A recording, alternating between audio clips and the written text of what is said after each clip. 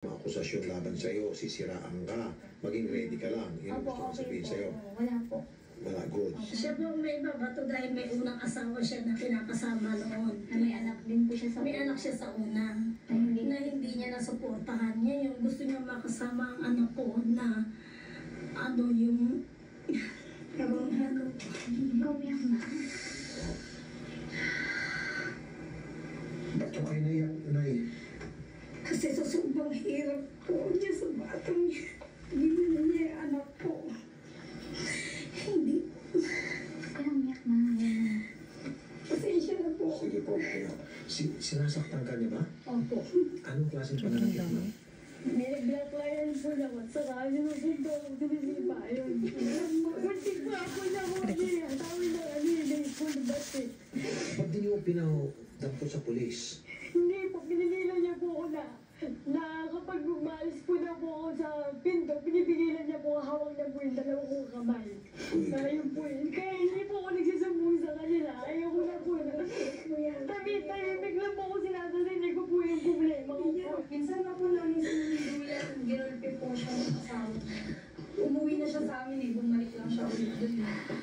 At saka nakita kayo mismo may babae siya sa loob ng kama. Hindi dinay niya sa akin. Ang okay naman niyang magsalita ng nanay mo niya. Sa akin pinagbantaan niya yung nanay ko. Sabi niya, huwag mong papakita yung nanay ko.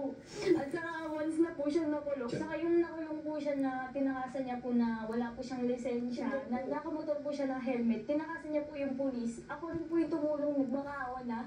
Palayain niya yung asawa ko po. Ayun po, ayun, nakaposas po siya nun. Saka isa pa po, yung binugbog niya po, na pinablatter din siya, na nagbayad din po siya. Ayun po yung binugbog niya, ayun po. Bakit mo binugbog yun? Hindi ko po alam eh, kasi sa inuman daw po, sa trabaho po ata niya. Ilang beses na ho siya nakulong? Isang beses lang po yan. Yung pong sinuntok niya na lalaki, May blatter din po. ano po Ayun. nangyari doon? Ba't nagkagulo? May away po. Nasa Japan po ako noon eh, na sinabi niya lang po na napaaway ako dahil sa trabaho ko. Wala po siyang binanggit sa akin na sabi niya lang po napaaway siya. Tapos yan, nag-send po siya ng picture sa akin. May babae pong tumulong sa kanila eh. Ito po nakalagay, ito yung pangalan. Sino po yung babae na tumulong sa kanya? Siya po ang tinulungan. Opo, siya po. Dalawa po sila eh, ng kaibigan niya po, si Kevin po. So, yung sinasabi niya po na kasama ko daw po sa Hotel View hapon po, kasama din po siya nun, siya po naghahatid sa akin. Ayan po yung patunay na nandyan po kami sa hotel, nakasama siya, nakikipag-inuman din po siya. At nagpapanggap din po siya na pinsan ko po siya para hindi po makahalata yung hapon na ano. Nakisabat din siya. Opo, siya po mismo naghahatid sa akin, gamit yung kotse ko po. Okay, saan po siya dito? Ayun po. Ito siya. Opo, ito yung hapon, opo. Kasi yung sinasabi niya po na mag-isa lang po daw ako nasa hotel po, hindi po totoo yun. Kasama ko po lagi yung pamilya ko, hindi po ako laging mag-isa na kipagkita sa hapon. Ito po yung hapon.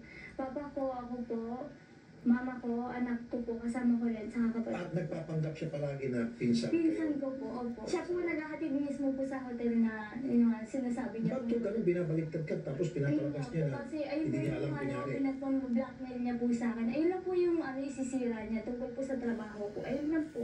Wala na po. So nung pinahinto niyo po siya mag-work tapos kaya nung po nag-work sa Japan, tumataga po siya ng pension sa inyo. Opo, ito po yung katunayan na nagpadala po ko sa kanya. Anong gusto niyo pong mangyari ngayon kay Sir? Iwalay na po, wala na po talaga. Ibigay niya po yung anak ko, tsaka yung mga gamit ko po, tsaka yung mga pinaghirapan ko po na kotse. Lahat ng mga gamit niyo? Opo. Ayun nga lang po yung kotse po kasi nakapangalan sa... Ayun nga po.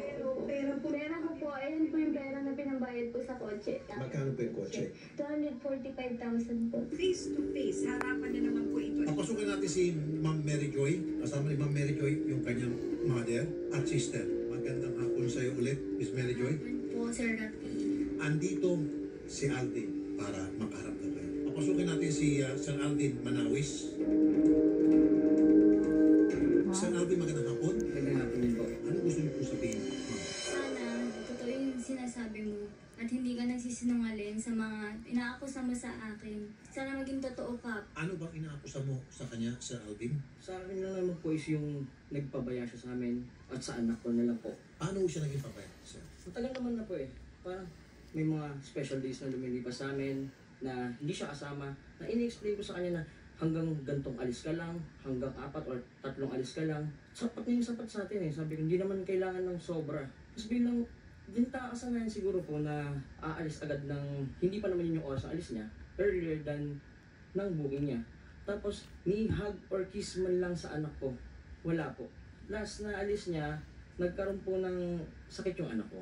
Sinabi ko sa kanila, almost nakakamatay yung sakit na yun. Kasi nagsarado po yung half ng throat ng anak ko. Tapos po, isa sa mga kamag-anak niya po, wala pong nakita. Kailan po nangyari ito? 7 months ago, Nasaan po si ma'am?